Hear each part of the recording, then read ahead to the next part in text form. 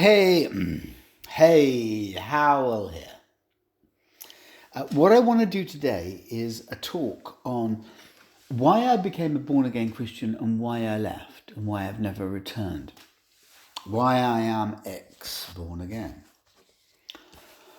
Now, let's start with where when I joined. It was in the late 70s. So this charismatic born again movement was sort of fairly young, relatively young.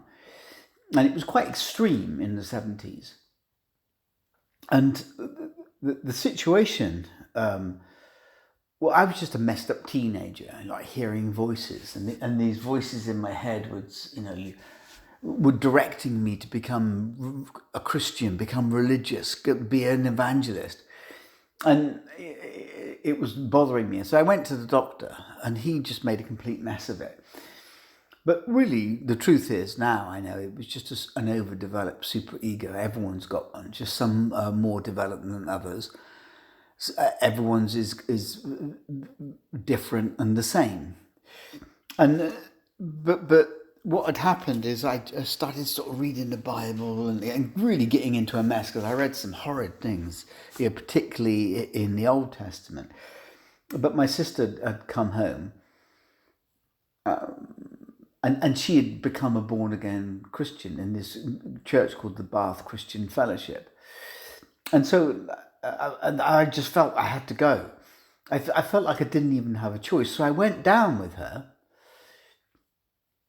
And they got talking to me about these voices. And they were sort of saying, the elders of the church, no, that's not God. It's not God. It's the sort of thing God might say, And then one thought it was maybe you're possessed by the devil. And after a few weeks of being there, they pounced upon me to sort of exorcise me. Satan, leave this man and bind your tongue. Whereas really, that's quite an irresponsible thing to do to a teenager under 16 without the consent of the parent. But and then it was great in the beginning because everything was just new. I didn't have enough time to sort of realize that this was some kind of cult. I thought it's Christianity. How can it be a cult? And everything was new and different, new people, and I quite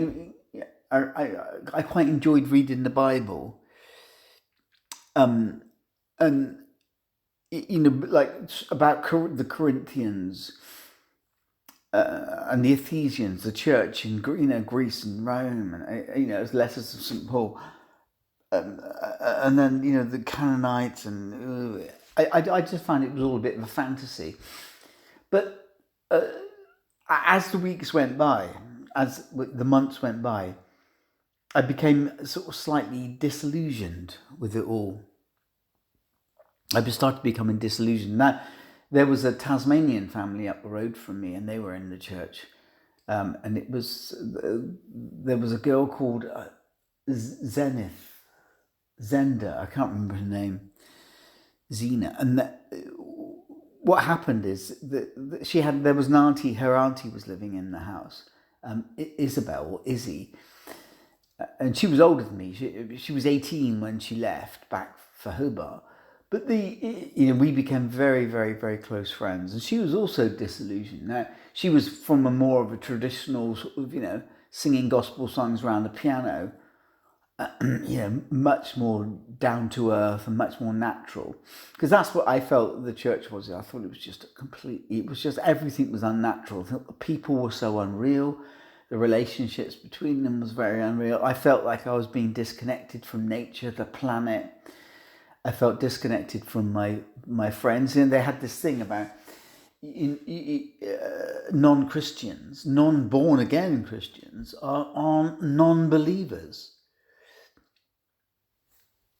They don't mix with the unclean. And then I would meet ordinary Christians like Anglicans or Methodists and found their whole approach towards Christianity quite passionateless. So I remember thinking, well, at least this church has got enthusiasm and passion. it's on fire, which is, appropriate for me as a teenager, in the beginning anyway. And so they would discourage that. Basically what they wanted you to do is give up all your friends. Well, that was quite easy, because you by becoming a born-again Christian, you alienate your friends. It's really difficult to maintain friendships outside of the church, and then what music are you listening to, what books are you reading, and it was all it really was. It really, really was. They built this 360 born again sphere around you, so you don't start thinking. And the minute you start to ask questions, they will tell you, oh, that's the devil in your ear, making you ask those questions. And then, people would spot you, like in the smaller meetings sometimes, people would spot you being disillusioned, and they would come and sit next to you, and sometimes really hard, harsh, cold messages from God. It was quite unpleasant sometimes. Could be very cultic. In the beginning, it's all like it's like hippie Christianity, far out, and very alternative. And then the more it goes on, you realize how sexist they are, how old-fashioned they were, how dictatorial. It was not for me at all. And I remember being going swimming in the sea, or by myself, probably, I don't know who, maybe family was with me, and just swimming out and swimming out and swimming out as far as I could, so I could just see land in the distance. And then I just sort of sat there and just thought that, I feeling really connected with the planet again, as the water was pushing me up and down and back and forward. And I just remember thinking, this is what you've got to do. You've got to take yourself off into nature, wherever that may be, and ask yourself the question: is this the right thing for me? And I just thought, I'm involved in madness. This is madness, insanity. And what happened is that Izzy and I would become very disillusioned, and she had a phenomenal amount of integrity. She was a dear soul, but she played the guitar and she could sing really nice. I'd take my guitar up there and we'd sort of knock around and play music. Usually, most of it wasn't Christian music at all.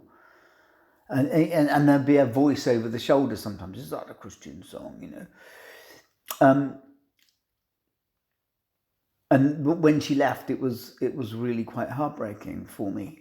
I didn't realise quite what she meant to me as a friend until the day before she left, where I went up there and we were talking over the garden fence. And then when she left, I thought, oh my God, this is really...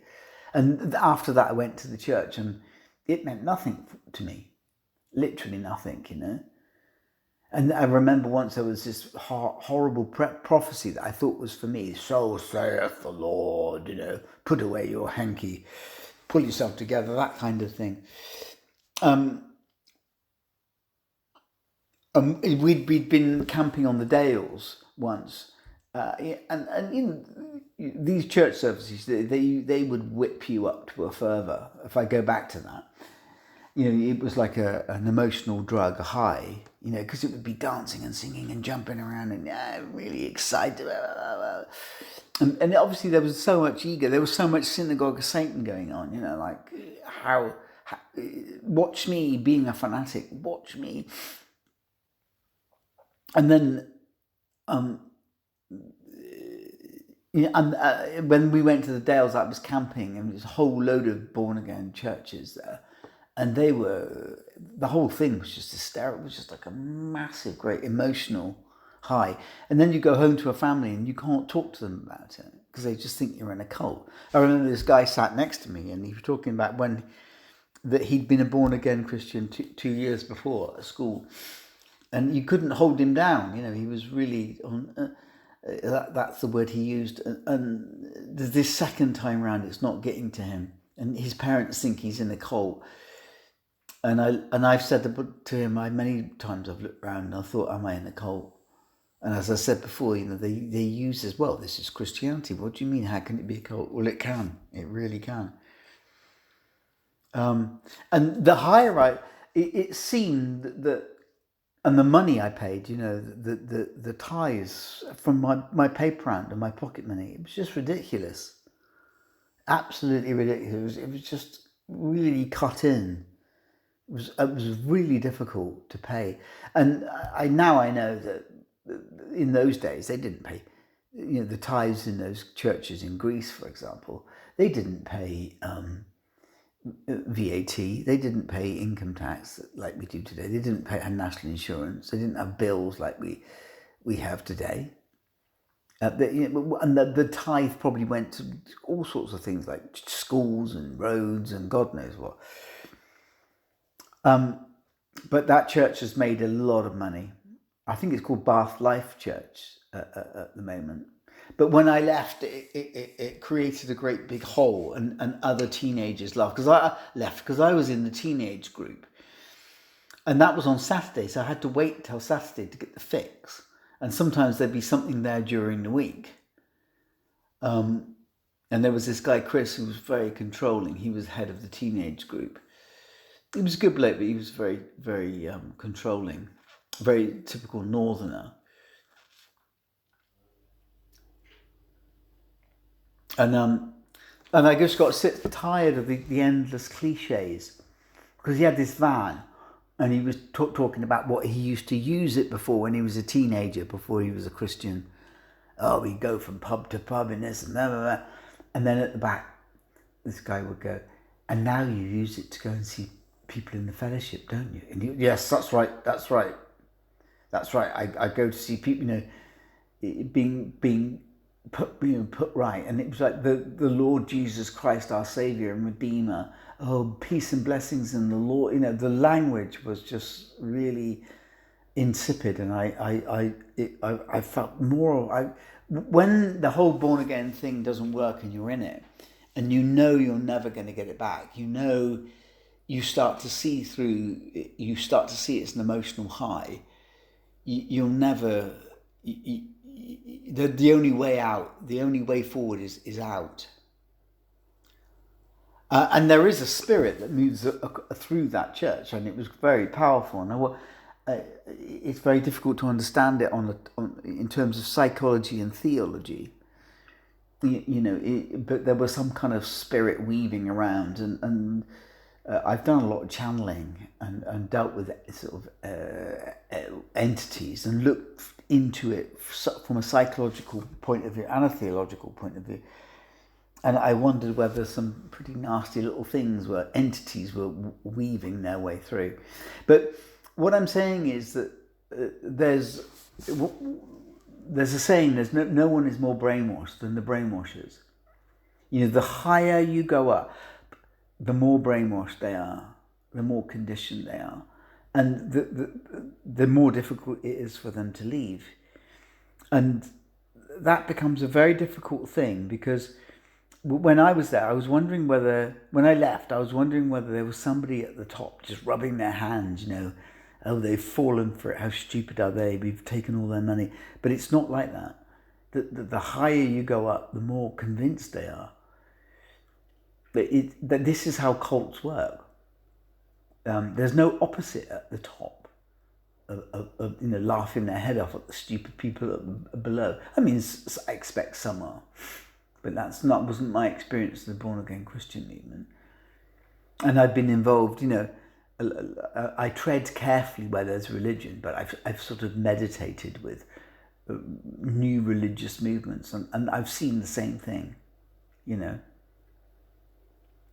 the guru, wink, wink, I've fooled them all. It doesn't really exist. It doesn't work like that. So when I was on my paper round, I wanted to leave. I was very unhappy. And And I wanted to get away from those bland relationships and these unreal people, but I couldn't get out. I was really locked in there, because what they do is they make you very, very dependent. You become dependent on their view of God. How would I ever function? And they make you dependent. And then what happened is I just thought, I've just got to get out. And every time you start talking about leaving, or it sounds like you leave, Satan's whispering in your ear. They trap you, they gatekeep you. And it's because people they don't want you to be free. They don't want you to go. They want you to be ensnared like them. I had a personal experience of it, of trying to haul people in a little bit. Come into my prison, come into my cage, that sort of thing. Although you wouldn't call it a prison, a cage. But I was on my paper run, and I looked. I just remember thinking, I've just got to get out. And then I made a decision there and there to leave, and it was just like a ton weight right off my head. And I thought, oh, wonderful, absolutely wonderful, And the next few weeks were fantastic. And then, people in the church were after me, and where is he? And then the one of the elders, Pete Reynolds, he stopped in his car. You can't just leave. And I thought, well, I can. And I didn't want to tell people I'd left, because they would convince me to stay, and work on my super ego. It was very easy in those days to overrule my thelema, my will. And then he said the one kind thing. He said, I'll make an announcement, and then you don't have to. I'll make an announcement, and then you don't have to, and people will know to leave you alone. But I was walking down a hill not long after that, and there was a newer member of the church was walking down, and I saw him walking faster and faster. And I know what they do. They corner you, and it's horrid. And I just ran from him, and I jumped over this fence across this road. And I wonder whether that had an effect on him. He could see me running away from him. And then one guy stopped me and said, are you backsliding? This guy, John Whaley, Michael Whaley, or I can't remember, he was taught RE at school. He was a very good teacher in some respects, but he was just an evangelist fanatic. And he was in the church, and he used to put his hand on your shoulder. Hal, I'm going to pray for you. He was Canadian. Oh Lord, and it was, you felt so manipulated, and it was, oh.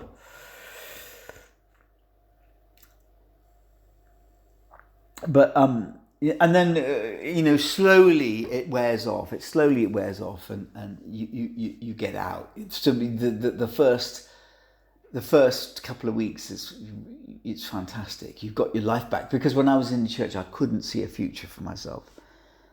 Everything I wanted to do had been destroyed. I couldn't see. And then when I left, I could see a future for myself.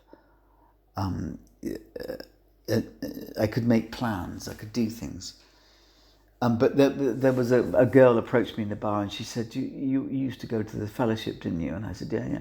And she goes, I was there as well. Do you remember me? And I vaguely remembered her. And she said, you got out, didn't you? And I said, yeah.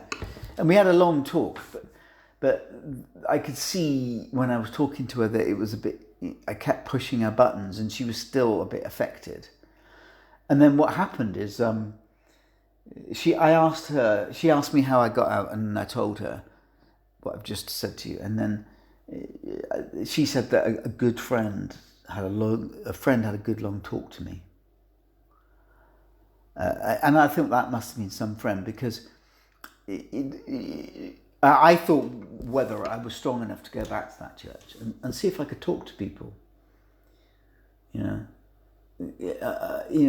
see whether I could go in there, it would have no effect, and I would just start meeting people and talking to people. because I saw this. There was this Polish girl, and she had some tattoo on her arm that sounded like, it read like as though she might have been in a church similar to that. But I don't know. I don't. I know how it works. They have a way of closing down your critical analysis, and then any kind of critical analysis goes against them, that is labelled Satan. So it's But what I was going to say is that when people are sort of riding it in the church and they're getting that high, that injection, it's very difficult after that. It's very difficult to wake them up, to get them out, to help them self-realize. It's the disillusioned ones that you're going to help, because they're just the cognitive dissonance. They're just not going to listen to you,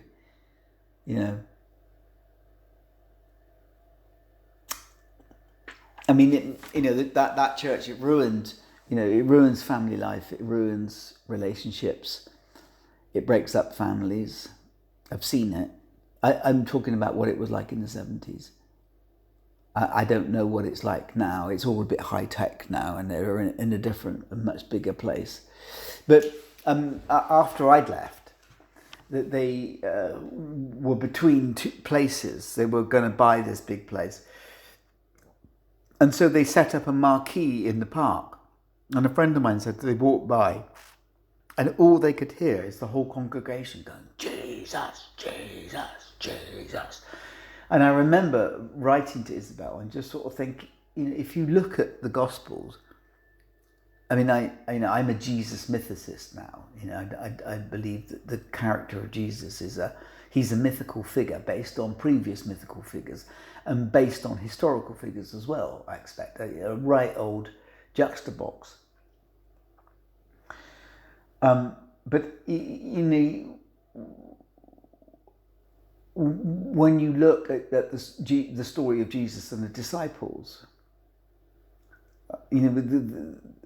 being the core of it, Christianity, it's a very different way of life than the born again Christians. They didn't sing these kind of born again hymns. They didn't go chant Jesus, Jesus, Jesus like that. They talked about a lot of philosophy. I mean, the hymns I now know that come from the Essenes. They're not in the Gospels, but they probably come from the Essenes.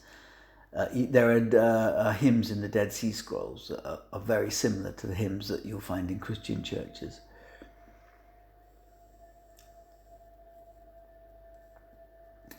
And so that's my talk on why I became a born again Christian, and why I left and why I've never returned. And thank you very much for joining me.